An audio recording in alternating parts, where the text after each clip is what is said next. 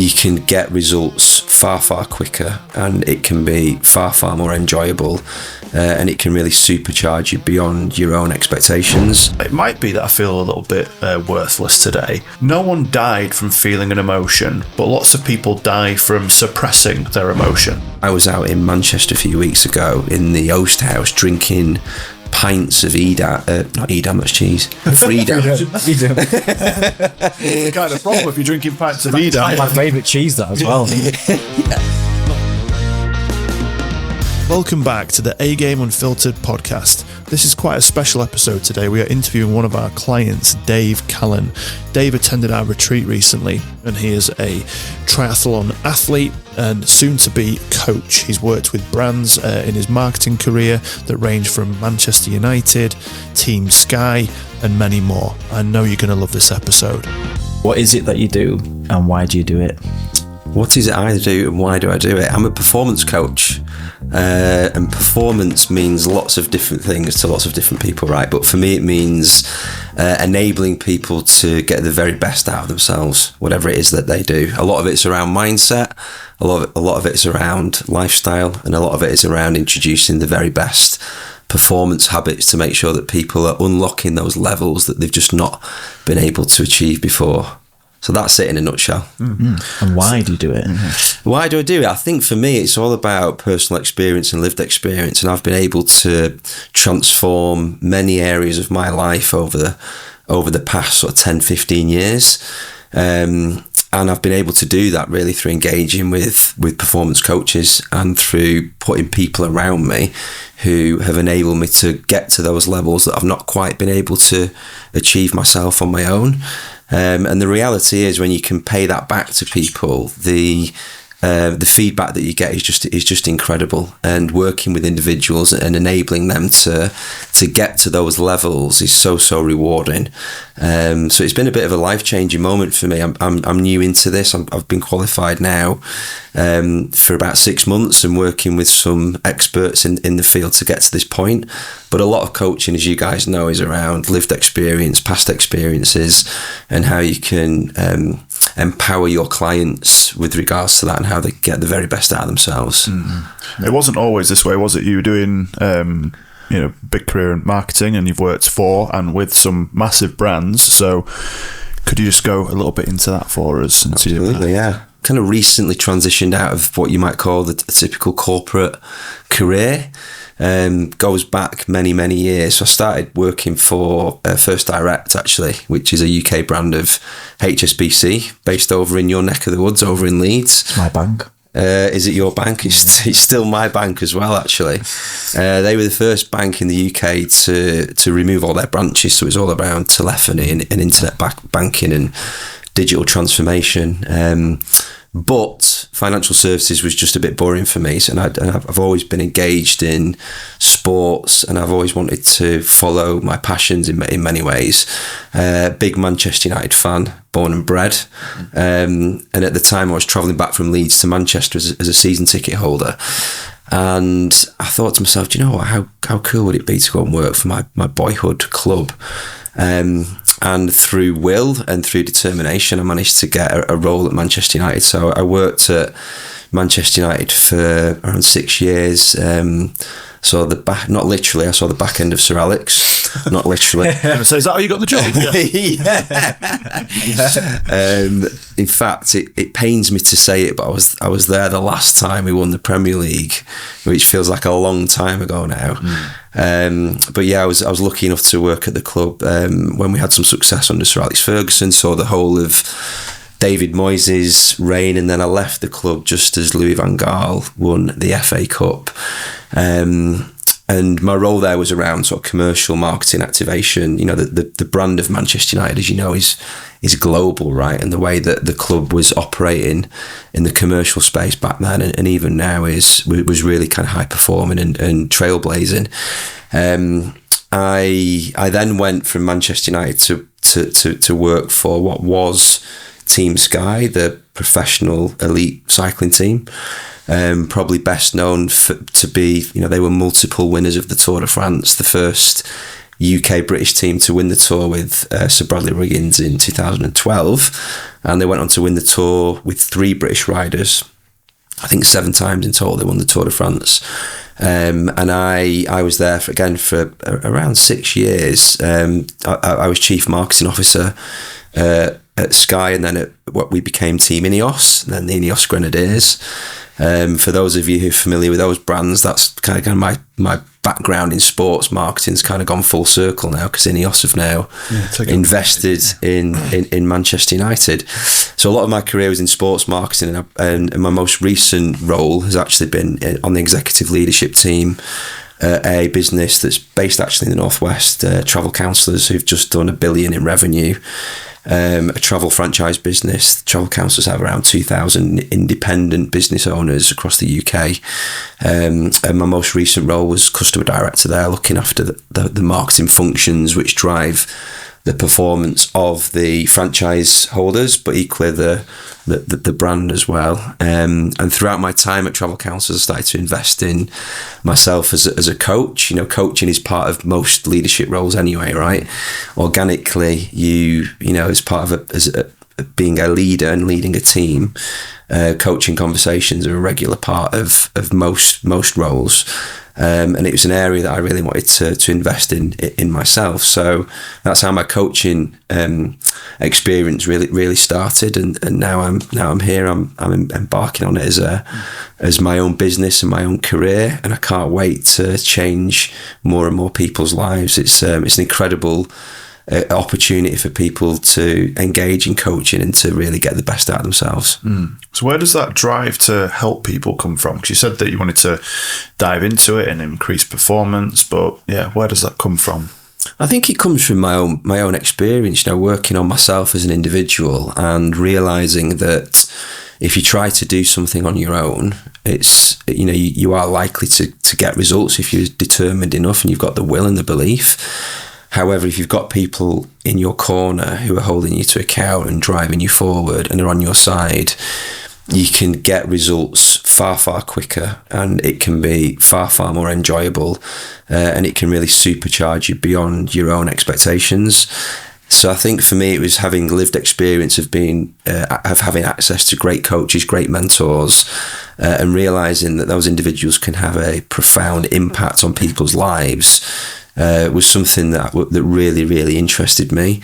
So when I started to engage in coaching as a practice and seeing that happen to other people as well, and seeing the results that my clients were getting, the fulfillment that I was getting from that and the feedback loops that I was getting from it were something that I'd never really experienced to that level in my career. So I think that's what's driven me to this space now. And I think there's an element of me itching a scratch around doing something for myself as well, and kind of exiting a corporate environment and really building something that I can live and breathe and own and operate and drive forward. That's kind of where I'm at. It's also been quite a busy couple of weeks for you, hasn't it, recently?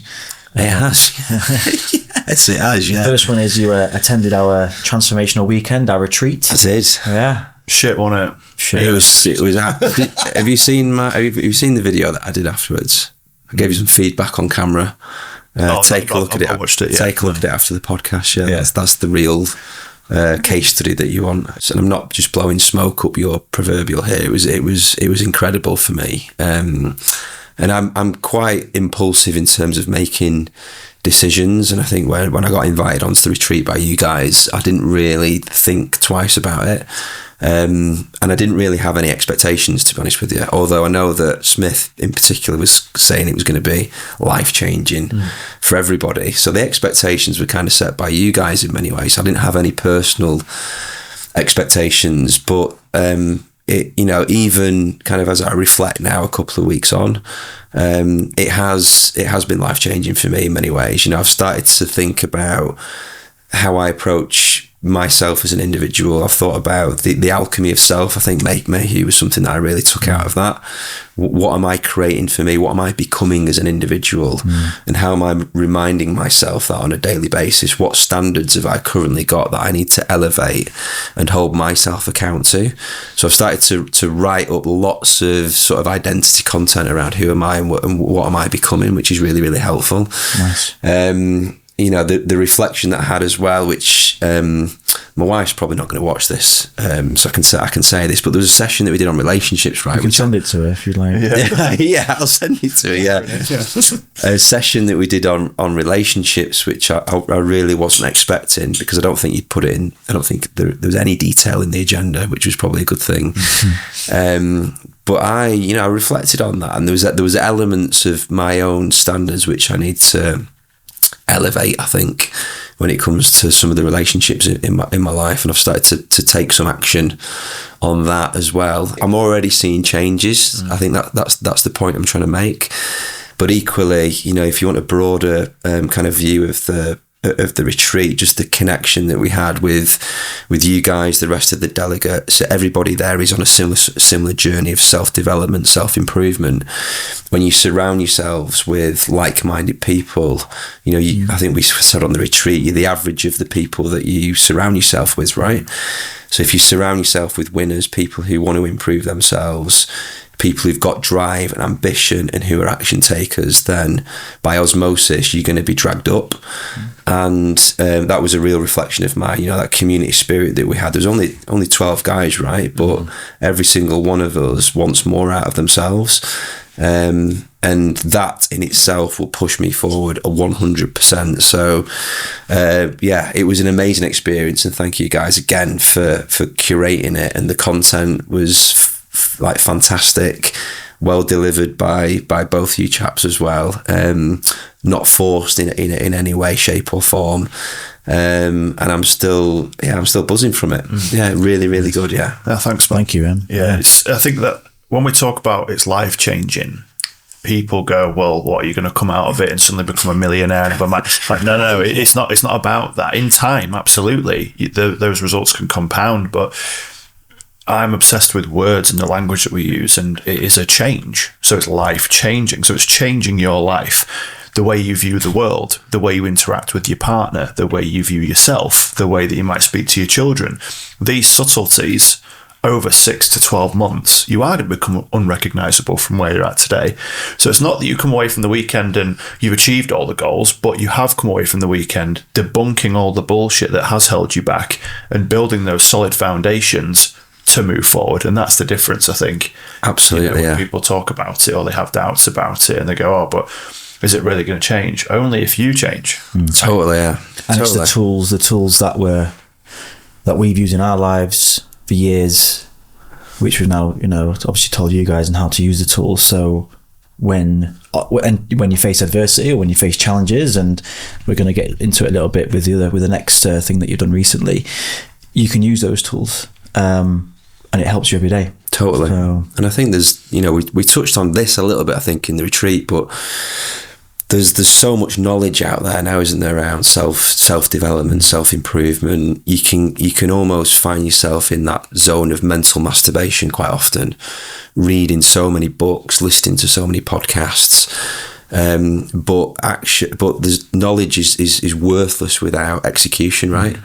And I think the knowledge that you guys give us is a reminder of everything that we need to do, but the empowerment to then go and execute is where it's at. And I've worked in lots of kind of high performing environments, and the reality is the people who get to the top in terms of their own levels of performance are quite often just the ones who execute consistently and have got that mindset around action taking, making decisions and belief, and just consistently take action against it. And I think that was a big takeaway from me. It was around, okay, well, I've had a great few days here, but what actually am I going to do now? What actually am I going to implement in my life to make sure that time invested and that money that we've all invested in it comes to fruition for me as an individual. So I think just around execution is kind of the next thing on my list, to make sure that I'm just not wallowing in all the knowledge and all the learning, and making sure there's action that we take out of the back of it. Yeah, because I think that's the problem we see with a lot of people, not just off the back of the retreats, but just in general. There's almost like a curve that if it's easy to do, it's easy not to do. It's easy to drink water, it's easy not to drink water. So people overlook it and they go, well, surely that's not going to have that much of a benefit. And you're like, have you drank 2.5 to 3 litres of water consistently over a week? Well, no. Well, then you won't know the benefit. It's like a 5-year-old saying, I don't like carrots, having never tried it. Give it a go. Just try the water, because then you're going to get more energy. Now you've got more energy, you can probably exercise more. When you exercise more, you go, well, I might as well eat healthily now. Now you're eating healthily, drinking the water and exercising, you're probably going to rest easier, you're going to sleep better, your skin quality is going to improve, your bowel movements will be fucking easier to pass, blah, blah, blah, blah, blah. And after 7 to 10 days, you're like, holy shit, this feels pretty fucking good. And then you can start adding the more complex stuff, like the practicing the gratitude, like the journaling, like the meditation. But so many people devalue putting your shoes on, getting outside just because it's fucking cold, drinking water and eating healthily. Which, by the way, are the absolute fucking basics. It's like foundational stuff. Yeah. That's literally where we start, isn't it, with some of our coaching, like the diet and just getting outside. But on that point, humans are supposed to be, we're not supposed to sit inside. I know right now we're in the studio and there's these fake lights, but we're supposed to be outside. And it's amazing when you coach people and they're like, they've been outside for 10 minutes. Like, fucking hell. Yeah. When do you feel like shit, mate? It's amazing. I mean, I've been on a journey as well with my own relationship with, health and well-being, and I've over-indexed in many areas of my life before and then under-indexed on others as a result. And I used to call myself, at least from a health and well-being perspective, I was almost like the Ricky Hatton of triathlon, right, or other sports. I'd book an event in, I'd be all in for it. And then I'd just completely down tools, and I'd be up and down, and the foundational basics, they just weren't implemented in my life. There was no performance habits there that I was consistently executing on. And when I changed that, it was those little things and being reminded about them every single day. A minimum amount of steps, a minimum amount of intake of whether it's protein, a minimum amount of engagement with relationships and family, a minimum amount of reading every day. These little things are really, really important, and it sounds super simple because it is, but it's so easy to overlook because it is so simple. And then you get out of the habit of it, and then that compounds the other way. So listen, we're all work in progress, aren't we? And I've had these moments in my life where I've been up and down and up and down and up and down. And I now feel really stable with where I'm at. It doesn't come without challenges, but those performance basics for me are so important, because that's kind of my grounding now, and that keeps me on track as much as I possibly can be. Yeah, one of my old mentors, he used to be the head trainer for BP, and be hired externally as a consultant. And the main man, the CEO of BP, used to have a box of cornflakes. This was deemed as healthy at the time. A box of cornflakes on his desk. We'd put it physically just there. People walk past and like, oh, you eating cornflakes? Oh yeah, I'm been really healthy and da da da. And he'd always make a point of when he was going to do something, as opposed to just fucking doing it. And he said that his weight used to spike, then it'd go down, then it'd go up, then it'd go down, because as long as he had something external to work towards, like a holiday, like an event or whatever, then he'd start putting the effort in, as opposed to just getting on with it. And he said to him, it's like, no one cares about the cereal. No one cares that you're eating, air quote, healthily anymore. Why don't you just do it for you? It's like, fuck, I've been doing it for external validation.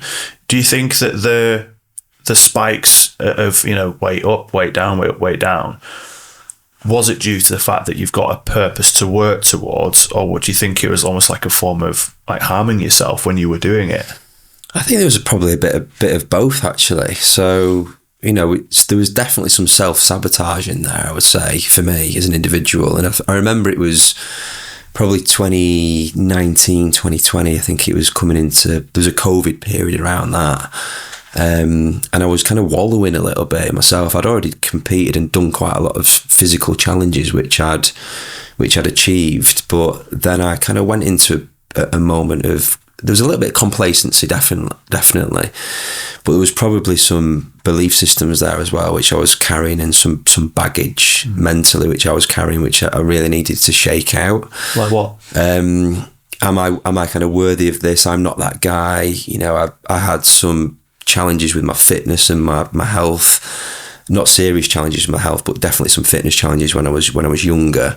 Never saw myself as a guy who was typically fit or capable of doing sort of big challenges or physical things, which was kind of holding me back. It was definitely holding me back, and so there was an element of complacency, an element of baggage there that I was holding, and it took me a lot of work and effort and working with some great coaches to get me to a position where I could shake that all off.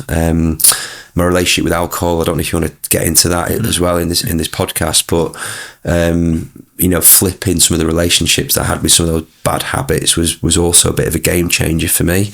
Alcohol being one of them. Not that I had a problem with alcohol, but I was your typical middle lane drinker, right? As a lot of guys my age are. I'm early 40s now, so those 80s kids have all been, you know, part of the societal matrix, as you say, right? They've grown up surrounded by social environments which are built around alcohol, and then you develop a belief system which is ingrained in, I must drink alcohol to socialise, to connect, to have friends, to be accepted, to belong to a tribe, and you carry that through to your late 30s and your 40s, and it's just not serving you anymore. It's just holding you back, and it's just fucking not true either. So I took a big decision to kind of remove alcohol from my life as well, which was part of my transformation, and was one of the foundational habits that I implemented, have been really consistent with, and that was just one of the things that was holding me back as well, was just poor habits and poor relationships with things like alcohol. I did make a big mistake at first because I didn't replace it with some good habits. In fact, I probably replaced it too much with food. Started overeating, which was another challenge. And then I started to figure out, okay, this is not working for me. So I had to recollaborate around that as well. How long have you been alcohol free for now?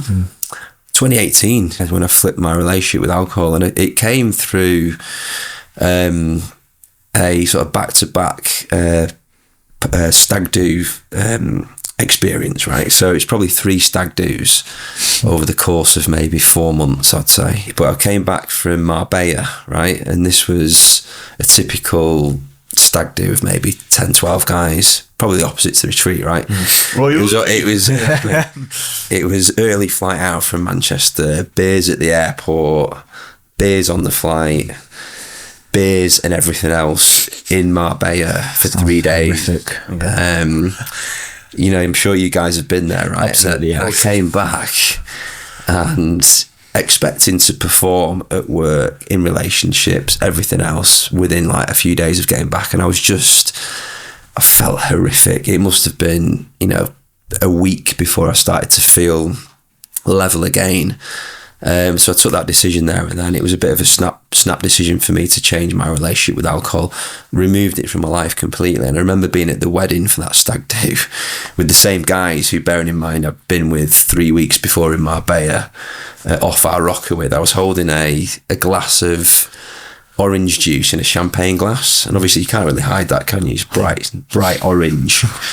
Everyone else is having the champagne reception. I'm stood there with a glass of orange juice, and it was probably the best thing that could have happened to me, because that occasion was challenging psychologically to get through, but actually I ended up having an amazing time at that wedding, and after a couple of hours completely relaxed into it. My levels of confidence had completely gone through the roof. All that anxiety, that social anxiety had kind of dissipated.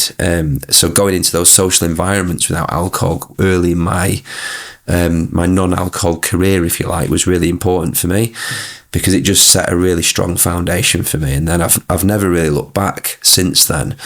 My wife turned 40 3.5 years after that event, and we sat down in the Lake District on a 40th, and she was having a nice glass of wine, and I introduced it on my terms probably about 6 months after her 40th. but it just wasn't working for me, and I was getting no benefit from it at all. So again, it's just removed it completely from my life. So anyone who's listening to this who is in that kind of has that emotional ambivalence around alcohol needs to kind of wake up and realise that it is holding you back, and zero benefits to be gained from alcohol in your life. If you're ready to make a change, start off with a tactical break. Go into social environments as early as you possibly can without alcohol. Don't fear it. Get over that fear. Have someone to hold you to account. And then what you will find over time is that your belief systems completely change, right? Mm-hmm. The map is not the territory, as they say. You'll look at a pint of beer and you'll have no connection to it as being something that you want to drink. It just becomes a drink of poison that you don't want to put in your body. You're not missing out. You don't feel like you need willpower anymore. It's so empowering, and your confidence levels will go through the roof as a result of it. Your sleep will improve, your skin will improve, your relationships will improve, your physical performance will improve, everything around your life will start to improve. So yeah, alcohol for me and removing that was a game changer. Your story there resonates because we share the same sober year, and I decided as well, it was on a stag do, that I've had enough. But it was my stag do. No way. Yeah, it was. Wow. Yeah, I got absolutely shit faced usual. This was out in Ras Al Khaimah, next Emirate, next to Dubai. And it was the next day in the hotel lobby, checking out. I was like, that fucking ends today. Done. Snap decision. That's it. Wow. And I'd already had 3 months of being sober. So I'd experienced the whole 3 months of being sober and feeling fucking amazing with my stag do. And that was the last blowout. Done. So even at your wedding, you were completely sober? Yeah, because when you were talking about, the next event after that was my wedding. Yeah. Because I got married the same year. And then, did it completely sober. But what you did about the orange juice, what I did, I was quite strategic. Because obviously the wedding was in the UK and we were still living in Dubai. I contacted the venue, and the guy who... the wedding organizer at the venue was sound guy, brilliant guy on it. And I said to him, mate, look, I don't drink, right? With the champagne, can you make it look like champagne? He goes, yeah. So all our wedding pictures, when me and my wife, Fran, are there with the champagne, it's elderflower and tonic or something, I don't know what it was. And then he knew every time I went to the bar, and even if it was someone else buying me a drink, he briefed the staff that they'd pour me a alcohol-free beer. So no one knew. Amazing. Yeah. But that was like 4 months into, so I was very nervous, as you know, in those first 6 months, you're like, ooh, I didn't really tell many people. And but it's interesting. It feels like a long time ago now, doesn't it? 2018. I'm thinking if you were to do that today, it'd probably be a lot easier. Yeah. It's probably more accepted now as well. And the range of available options, if you're not drinking, has gone through the roof, really, hasn't it? I remember in 2018, I think you could get Beck's Blue, and that was Beck's Blue. We're laughing about this at the retreat.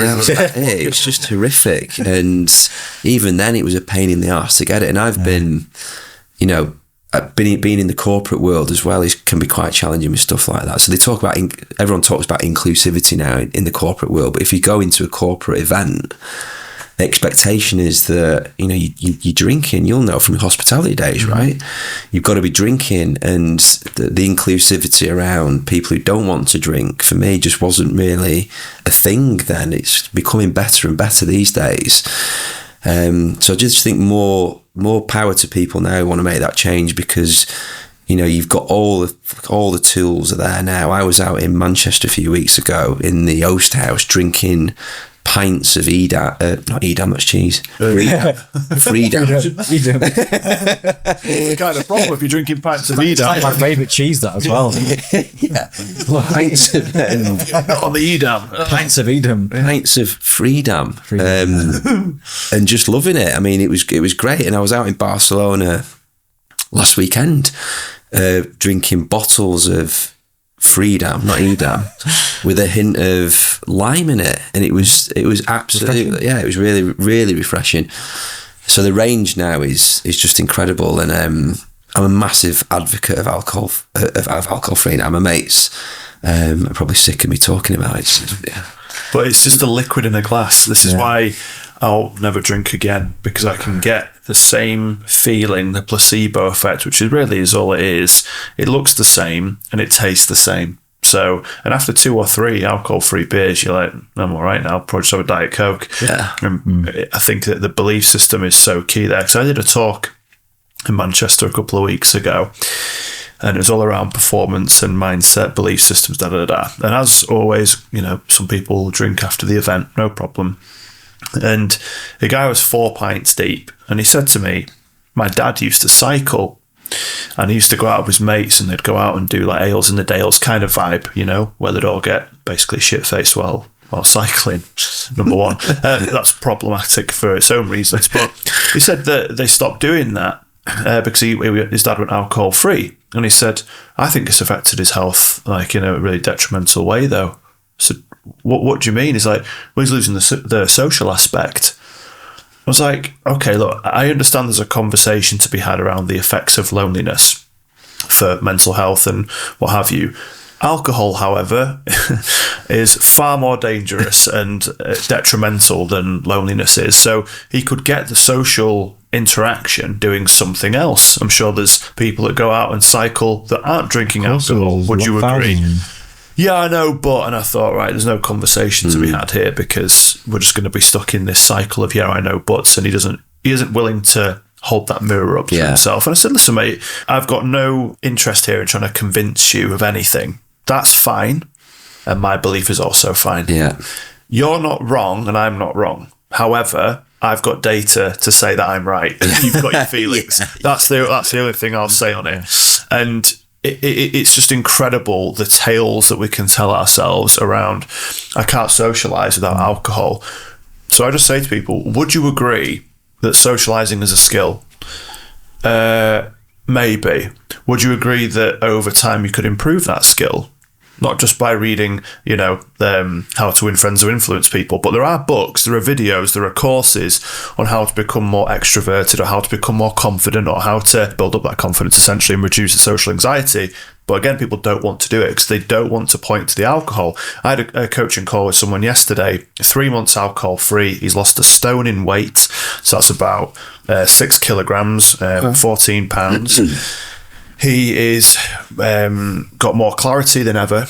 He's way more present with his partner. His child is like, super dad has arrived, right? He said, I don't know if I'll ever drink again, though. I was like, look, you don't have to use that as a shitty stick to hit yourself with and say, I'm never going to ever. Why would you want to commit to that? I know I won't because of the reasons I've just elicited, but you don't have to say that to yourself. It doesn't work for you. But why are you hiding behind it? Yeah. Why do you need to give yourself that out already? You've just told me you've lost 1 stone in weight, you're sleeping better, you're nailing it at work, you're super dad, you're more present with your wife, and you're considering going back to it, maybe. That's mental. Yeah. But it's understanding. Yeah, it's understanding where he's at with it, though. And I said, what do you think is holding you back from going all in on it or committing? And we want to follow the data, not the facts. It's like we said on the retreat with Dan, when he first started with us at A-Game, he did day 1, said, right, I actually want you to have a drink tonight wearing the Whoop band. He's like, okay. So just 1 or 2. Can you do that? He's like, of course. I'm going to have a dinner with my partner and my kids. Great. And I want you to see what your recovery is like tomorrow after you sleep. So we had 1 or 2 drinks, and the next day it was like 30 or 40% recovered. Really bad. It felt like shit. And he didn't exercise. I said, today I want you to have no alcohol. You can go 1 day without booze, right? He's like, of course. It's like, no alcohol, and I want you to do 10,000 steps, or at least a moderate workout. Then we want to gauge the recovery from there. And it was like in the high 70s. He goes, but surely it can't all be down to just the alcohol. And I said, Dan, you are a very successful businessman. Would you ignore these numbers? A 40% increase in anything. Would you ignore that? And he said, no. I said, there you go. And a year and a half later, he's still alcohol free? Yeah. Because that's what clicked for him. So whether it's emotional, whether it's physical, whether it's spiritual, whether it's financial, whatever, again, I encourage everyone that is listening, that is just having the odd drink here or there, just take that break and then start to look at the reasons as to why you feel like you're drinking in the first place. And then you can start to move on, There's another area where we share some values. Absolutely, yeah. Quite a lot. and I want to get into this. Yeah. It's on which you've mentioned it a couple of times already, but the physical side, the physical challenges. Yeah. Specifically ultras, specifically triathlons. Yeah. What's the reason or reasons for pushing yourself on those physical challenges? Wow, I mean, there's so many. I think, Maggie. I think there's lots in there, and sometimes I wonder why. So I do have to reflect and think, why the fuck am I doing some of this stuff? And without going too cliche around comfort zones, nothing happens. Comfort zones are okay to return to every now and then.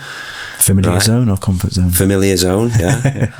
But nothing exciting happens there, and you will never improve as an individual if you're not putting yourself into these situations where you are challenged, right? And I think the physical challenges that I put myself through are ways for me to find areas of growth, not just in terms of my physical performance, but to put my mindset into areas where I'm absolutely challenged, and I'm into zones where I don't know if I can do this. I've never done this before. This is going to challenge me as an individual, both physically and mentally, and therefore I'm going to improve my resilience as a result of it. So there's the personal growth aspect of it is really, really important to me. Which is what, when you train for a marathon, you train for an ultra, you train for triathlons, what you learn in the process, and it's not crossing the finish line, it's not the fucking medal and the t-shirt at the end, we both know that. Yeah. It's everything that goes into it. What and how does that transition into your everyday life? For me, it's that there's a big difference between coping and resilience, right? And I think if you think about what coping is, it's almost like I'm going to grit my teeth and get through this experience, and then when that experience comes up again, I'm just going to grit my teeth and get through it again. And it might come up a third time, I'm going to grit my teeth and get through it again. I think resilience is completely different, because you don't return to a baseline level of coping. You learn from it, and the next time you have that experience, you approach it with far more confidence. You're an elevated mindset. You've got an elevated way that you are going to get through that experience, and all of a sudden, what has previously been scary and been challenging is now your new kind of base level of experience. And I think you can carry a lot of that through from physical challenges and physical endeavours into any walk of life. So the equivalent might be, I need to present in the boardroom today. That could be the equivalent to your ultra marathon or to your marathon. The anxiety levels are through the roof. How am I going to get through this experience in a most positive way? By doing it first and foremost and learning from it, and then taking those learnings, and the next time you do it, implementing what you've learned from and building resilience from there. So I think there's an element of that building resilience for me, which comes into the physical challenge.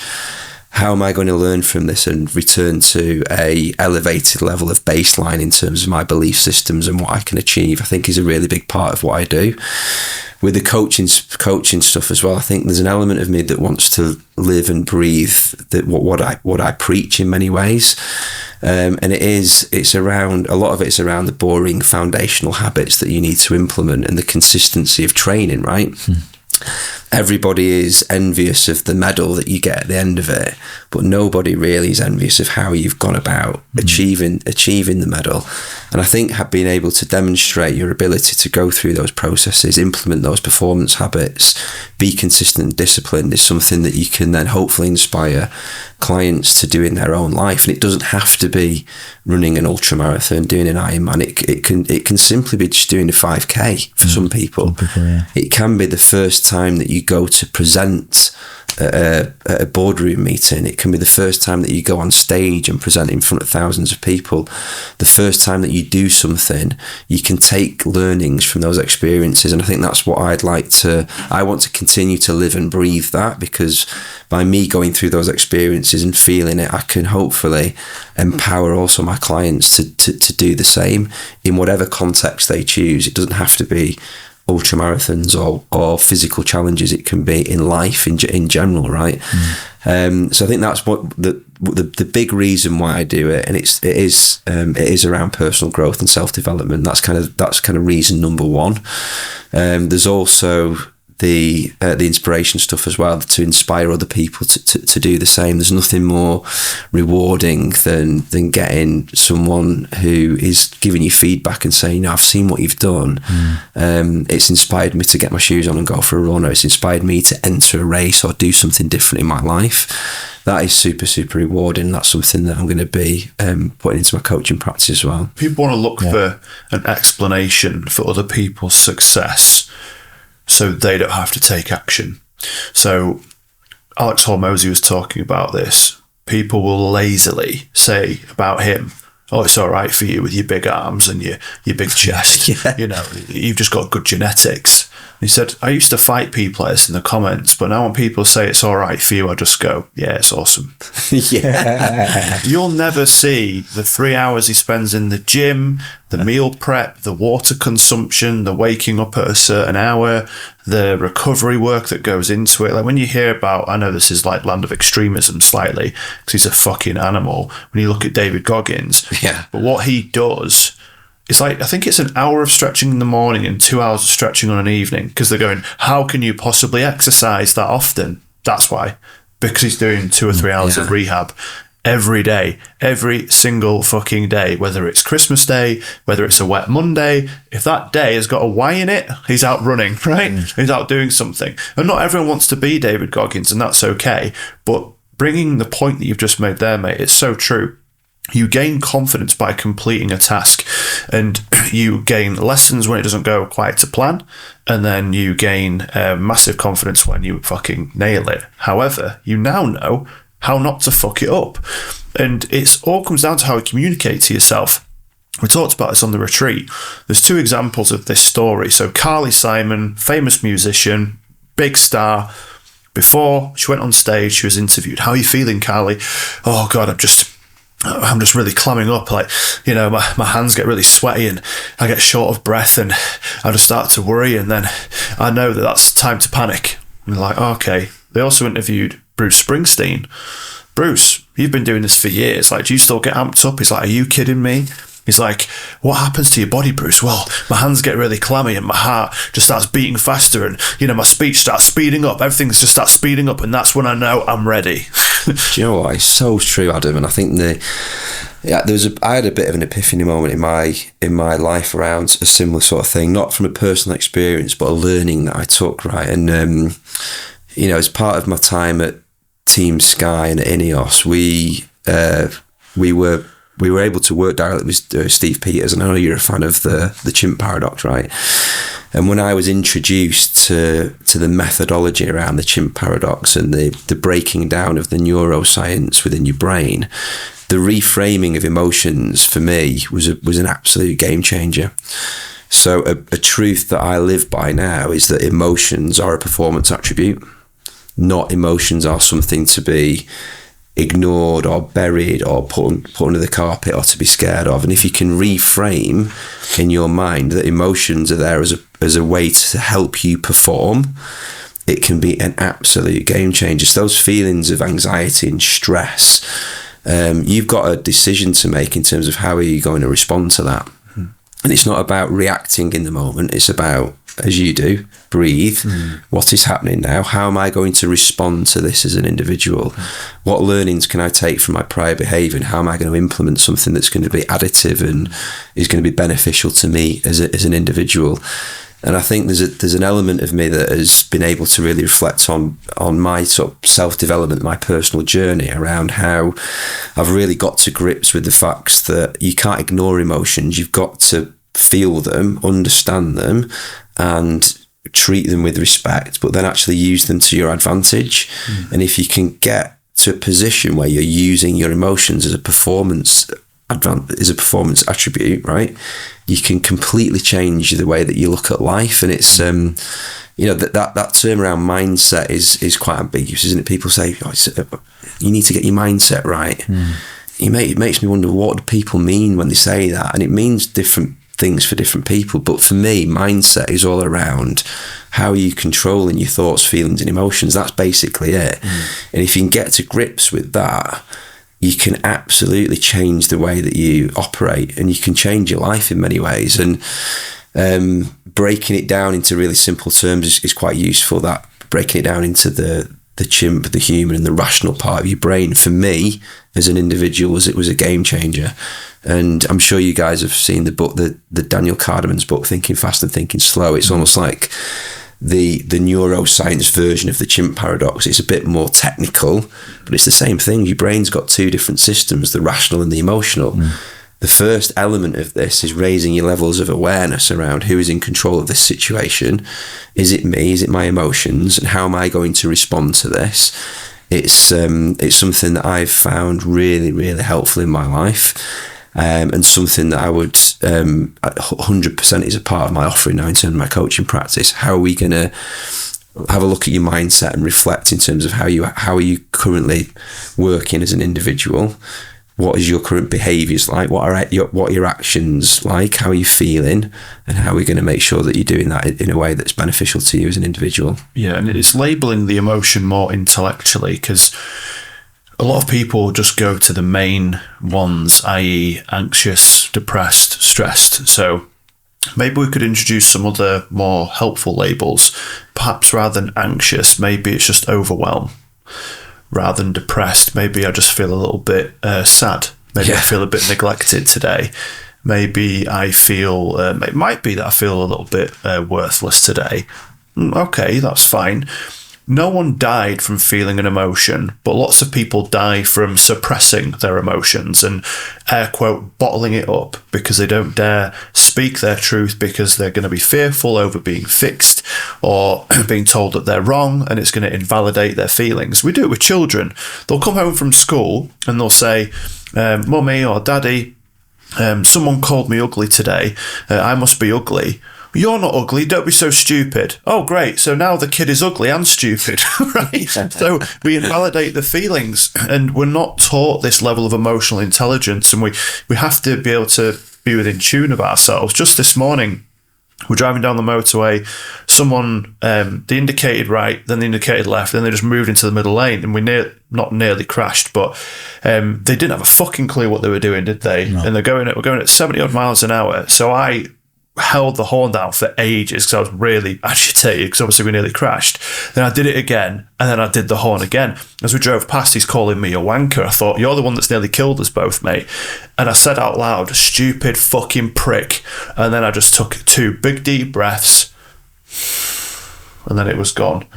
That is actually emotional intelligence, because I've not suppressed how I'm feeling. That was quite a scary moment, because you said, didn't you, like, mate, you need to slow down. I said, I don't need to do anything. He has sped up in front of us and nearly crashed because he's hit the brakes when he didn't need to.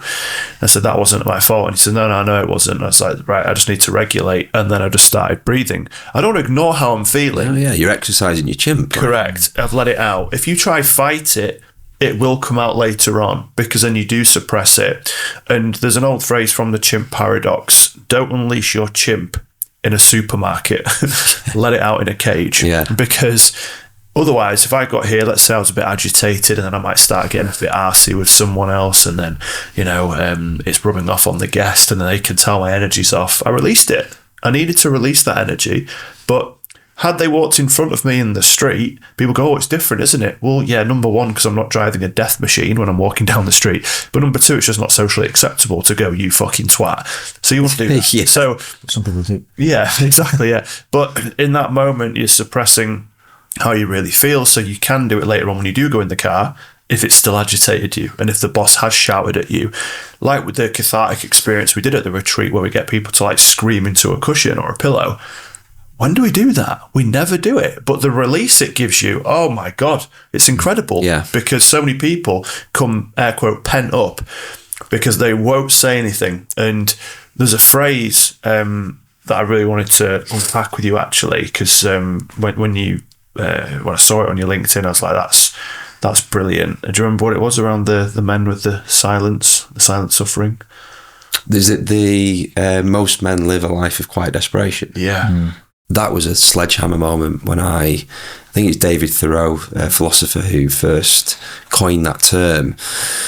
And there's a lot of commentary around it now that I did a lot of research around it as well. It hit me first I think it was on a Joe Rogan podcast. It came up as a part of the conversation on that. And it's so true. You know, a lot of guys get into a situation where they suffer in silence with their own thoughts and feelings, and they ruminate. And a lot of it, I think, is down to, that they have ambitions or beliefs that they want to achieve more. I want to do something different. I want to become something else. But everything is suppressed within them. And I felt a little bit like that myself in many ways. You know, on paper, I'd followed what you might call the hedonic treadmill, right? I was chasing the next job title, the next salary, the next status achievement within my peer group. And I just, again, returned to that baseline level of fulfillment. I wanted more. I wanted to achieve more as an individual. I wanted more fulfillment. So in many ways, I was living that life of quiet desperation. I was suppressing that within me. And it was only recently when I went on this sort of experience around personal development and growth around coaching that I found myself empowered to act upon that and do something different.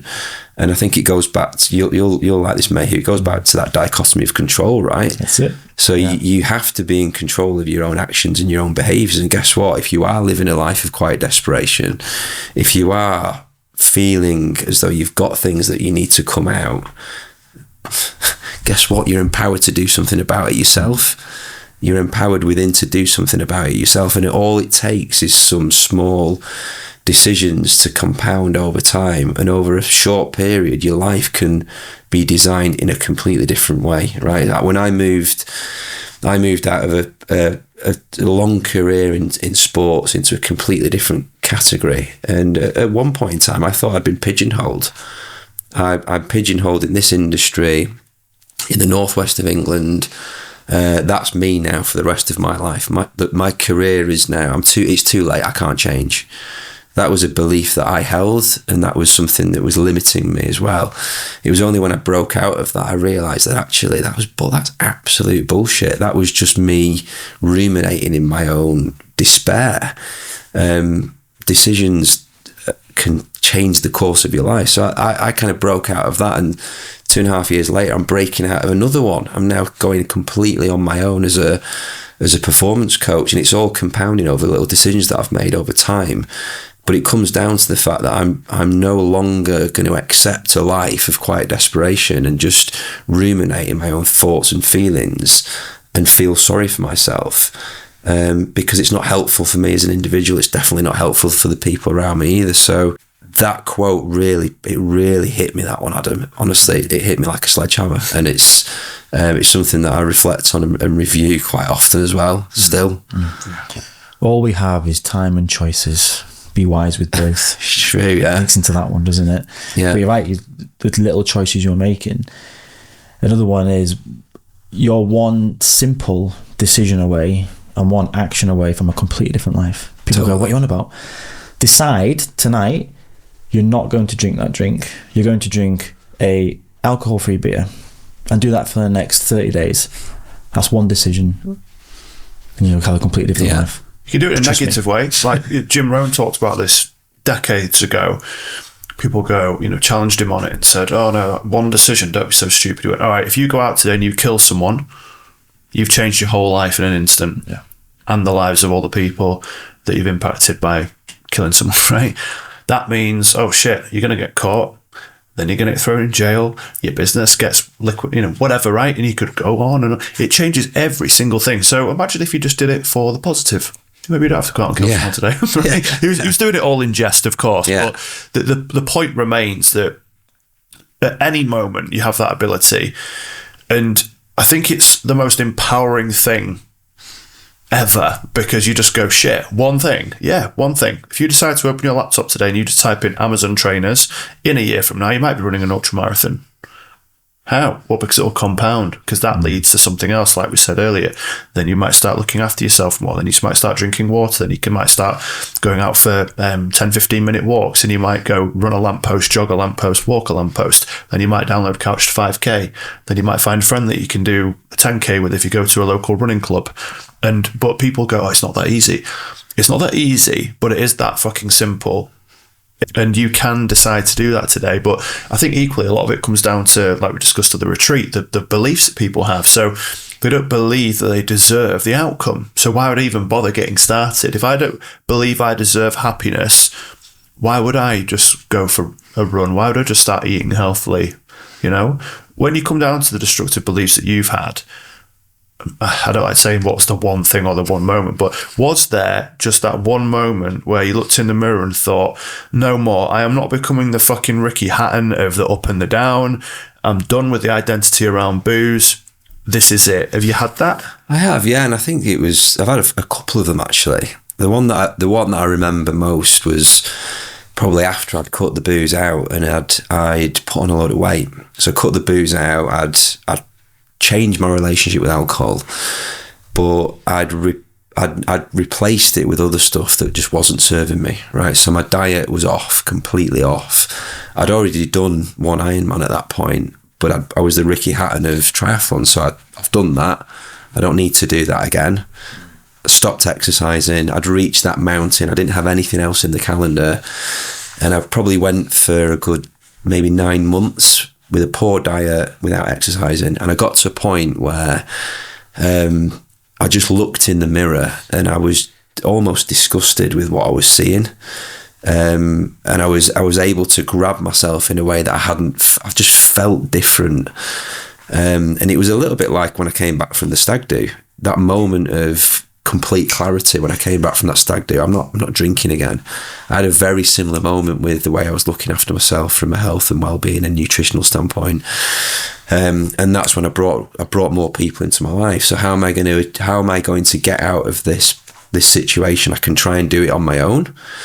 Or I can bring the right people into my life as well. So that's when I onboarded a fantastic coach into my life who helped me as an individual implement my own sort of performance habits.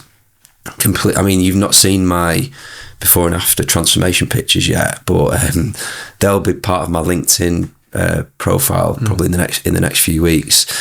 And over the course of, it was probably maybe 9 months, I went from being overweight, unhappy. I wasn't drinking, but I was certainly not eating the right things, not active, sort of desperate in terms of my confidence levels. Even though I wasn't drinking, I just wasn't feeling at all myself. Within 9 months, I'd completely changed my life. I was absolutely flying. I looked incredible. I'm able to say that. You've not seen the spray tanned pictures yet, but you'll be getting them. You'll be getting them soon. And it was just another reminder of those little decisions, those snap moment decisions that were just the foundational basis for changing my life. And within the course of less than a year, I was feeling completely different. And guess what? My career started to improve. My relationships started to improve. My mindset started to improve. The quality of my decisions started to improve. I started to engage with other things that I hadn't even thought I would do before because I had the confidence to do it. And it was all around those little micro split decisions that I was able to make. So I'm not saying that I've never really hit that rock bottom where I've lost my job, I've lost my wife, I've lost my house. Some people do get to that level and bounce back as a result of it. But I've had those little moments where I've seen myself in a position where I'm just not happy with this. There's only, back to the dichotomy of control, there's only one person who can get you out of this, and it's you as an individual. Get out of that victimhood mindset and become a creator. So that's I have had some of that, some of those moments, Adam, but hopefully never again.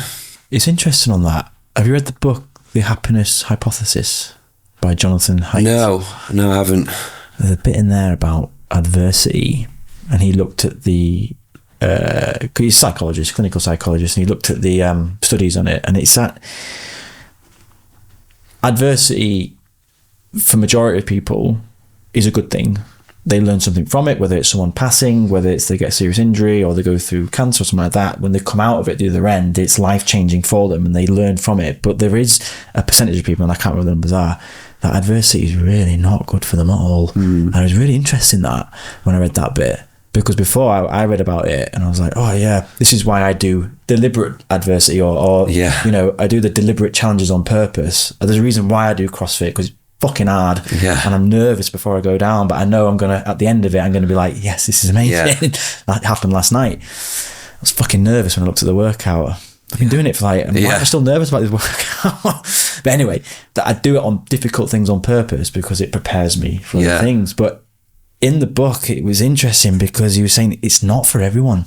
My belief was, shit, this will help everyone, but no, some people go the other way. And it's drugs, alcohol, and, you know, losing the wife, losing the house, go all that way. Fuck. It is interesting that, because I think there's also, some of me thinks that to achieve greatness, you have to have hit some sort of rock bottom.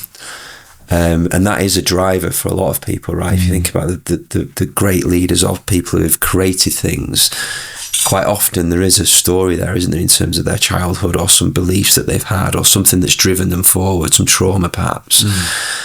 But actually, it does. If you have to create that activation energy yourself. If you've not been through that as an individual, and I've been lucky. My childhood was relatively straightforward. You know, not much trauma in there at all, and was loved for and cared for. But I still want to achieve greatness in my own way. I'm going to say I'm going to be the next Tim Cook or, you know, the next Bill Gates, but I want to achieve. So you have to create that activation energy through something else, but it has to come from within. And if you're not driven by something that's some rock bottom moment, you have to find other ways to get yourself going. Otherwise you're going to live that life of quiet desperation and just accept mediocrity, right? And that's not where really the magic happens. No, and it comes back to the thing that we talked about with the lion and the gazelle. The lion just needs to, you know, get up, feed itself, feed its family, right? Pretty big fucking motivator, but it needs to outrun the slowest gazelle. The gazelle's only running because the lion's chasing it. It's got no other fucking incentive. Shit, it's running after me. I best get up and run. And the slowest one is dead. Whereas the lion, I have to wake up today. I have to eat. I have to feed my family today. It's very different. And a lot of people, unfortunately, are just the gazelle. When the alarm goes off, they go, oh, yeah, I've got to go to work and I have to do this and I have to do that. And, you know, my boss said this and my boss said that. And it's not a case of mocking people that are employed. It's the mindset that you attach to it. Because there's certain people I know that fucking love their job. Amazing, right? I'm not saying you have to be a business owner, because they might kill it in the gym, or they might be really successful in the marriage, or they might be super dad or super mom, right? But it's the poopy pants mentality around it, regardless of what your job is. We work with some business owners that are just kind of, yeah, it's all right, and it's a bit this, and I could do more, but I'm not, so I'm just going to stay where I am because I don't know what it's like. Because they're so familiar with the pain of feeling like shit. They don't know the pain of going all in. They don't know. So, for example, you knew the pain of being fat. You know the pain of being fit. Being fat, you walk up the stairs, you're out of breath, clothes don't fit, you have no confidence. You might not, you know, feel as confident sexually with your partner because you're going, oh shit, I'm carrying a bit too much here. But equally, you know the pain of the 5 a.m. alarm going off. You know the pain of that November pain, because it doesn't exist anyway. That November wind and prepping your meals, going to the gym, etc. So yeah, they're all hard, they're all painful. But unfortunately, most people are just so familiar with the first one that I said, they don't want to either put the work in or they don't know how to, so then they just give up.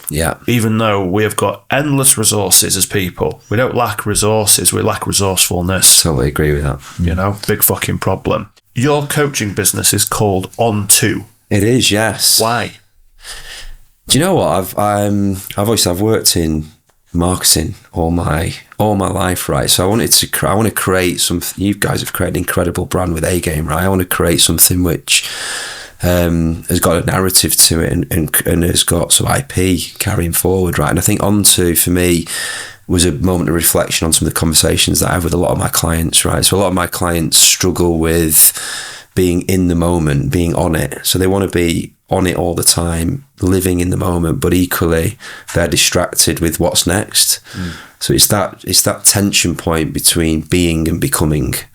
I want to be on the moment, fully in the moment, on it, performing in my flow state, but equally I want to be moving towards something else. So onto represents that tension point between being on now and becoming. And a lot of the clients that I speak to in my coaching practice struggle with that. And I've struggled with it, right? I'm constantly vacant because I'm thinking about the next thing, when actually what I'm working for is right there in front of me. It's my kids, it's my wife, it's my family, it's this amazing holiday that I'm on, and I'm just thinking about the next one. So for me, it's a case of how do you unpick that and make sure that, you know, you're in the moment, you're being there, you're being present with the people that you love, and you're enjoying the experiences that you've got. I'm on it, but I'm also moving towards something else. So Onto was born out of that tension point, which I've experienced as an individual, but I've also seen that in a lot of my clients that I speak to as well. I love that. There's a phrase that I heard, which was, you've already achieved goals that you said were going to make you happy. Yeah, so true. Yeah. We had that with one of our coaches, Patrick. It's like, when we hit X revenue, then we'll be happy. Then you hit it. We just need to get to the next bracket, and then things will start to slow down. Oh, we need to go to the next one now. And he's fucking hell. He's like, he said to me, he held up a mirror about a year or so ago. He's like, Adam, you're full of shit. And I was like, what? He's like, you said to me, I've got it in my notes, 14 months ago, that when you hit this figure, then you'll be happy. Then you said to me 8 months ago, when you hit this figure, then you'll be happy. And now you've hit a figure which is double all of that, and you're still not fucking satisfied. And I was like, oh my God. It's so true. There's something within me that I haven't healed here, because I keep chasing more money, thinking it's going to fill the void internally. Yeah. Which quite clearly it isn't. Yeah. It's just more numbers on a screen. Exactly. And that's all money is, essentially. I know it gives you options. I'm not discrediting it, and it's not a dirty word, but unless you work out the void that you're trying to fill by having the stuff or the things, you're never going to be satisfied. Absolutely, yeah. And I remember just the other week at the retreat, you know, the alchemy of Mayhew, right? You were open and you shared that with us. And within it, you know, you've not just got the alchemy of self and what it means to you as an individual. You've got some of the items there, what each represents, but it's not about the material items at all. It's about what it represents. And again, not to coin a term that's probably overused, but it's about that journey, isn't it, on the way, and what you've done to get from where you are to where you want to be. That's where the magic is. It's not in the car, it's not in the house, it's not in the new job, it's not in the salary, it's everything along the way. So for me, Onto represents enjoying that moment and making sure that you're in it, as well as knowing what you're aiming for. And it's something that I'm constantly personally grappling with it as well. Similar to you, Adam, I've chased things down, I've received them, I've got them, I've experienced some pleasure, some joy for a moment of time, and then a few weeks later, okay, what next? Yeah. And I think when you go back to the physical challenges, for me, it's very similar. So I've got a few. So I've done I was in Barcelona doing an Ironman at the weekend. I knew as soon as I completed that, if I didn't have something else to aim for, I would have a feeling of emptiness. So on to the next thing. On to enjoy the Ironman, move to the next thing. What I was referring to around the financial goal was thinking it's going to provide me with freedom, it's going to do this, it's going to do that. You always need the next continuation, as what Dave's just said, and it's that gold medal syndrome. When and then. When I achieve that, then I'll be happy. And then you achieve it and you go, fuck, I'm still not happy. However, progress really equals happiness. If your kid gets better grades, if you start having more sex with your partner, if you chop off some time off your PB, like you did by a fucking big old chunk at your Ironman, amazing. You feel great because you want to get to the next lip and the next bit and the next bit. And I think that's actually all right. It's accepting, as you said, amazing, so fucking pleased. cool, what's next? Yeah. Not oh God, I'm such a fucking idiot, what next? It's about the framing, the Bruce Springsteen and the Carly Simon story again, you know? I mean, you shaved a massive chunk of time off there, mate. Let's touch on that quickly. So how much did you beat your PB by? I'd previously done an Ironman in 14 hours. And I did Barcelona last weekend in 11:46. So it was a massive PB for me. Now, anyone who knows about triathlon knows that the course is a factor here, right? So the previous 14-hour Ironman for me was a different beast. It was in the UK.